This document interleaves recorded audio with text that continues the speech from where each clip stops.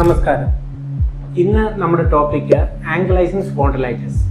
ഈ അസുഖം കൂടുതലും ഒരു 45 വയസ്സിൻ്റെ ഉള്ളിൽ വരുന്ന ഒരു അസുഖമാണ്. സ്പൈന ഇതിൻ്റെ മെയിൻ ഇൻവോൾവ്മെൻറ്റ്. അതായത് നമുക്ക് ഈ പുറം വേദന, ഈ പുറം വേദനയുടെ പ്രത്യേകത എന്ന് പറയുമ്പോൾ ഇത് ഒരു ഇൻഫ്ലമേറ്ററി ബാക്ക് പെയിനാണ്. അതായത് അതിരാവിലെ, അതായത് 1 മണി 2 മണി 2 AM ആ സമയത്തൊക്കെ പുറം വേദന, ഭയങ്കര ഒരു വേദന കൊണ്ട് നമ്മൾ ഉറക്കത്തിൽ നിന്ന് ഒരു ഡിസ്റ്റർബ്ഡ് ആവും സ്ലീപ്പ്.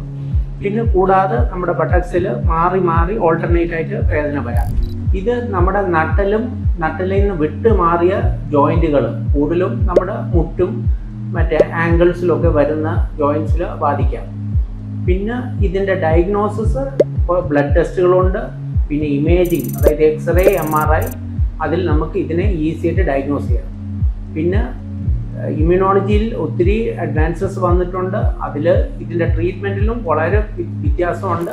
ഇപ്പോൾ പുതിയ മോളിക്യൂൾസ് ഉണ്ട്, ഓറൽ ടാബ്ലറ്റ്സ് ഉണ്ട്, JAK ഇൻഹിബിറ്റർ, പിന്നെ ഇഞ്ചെക്ഷൻസ് ഉണ്ട്, TNF ഇൻഹിബിറ്റേഴ്സ്.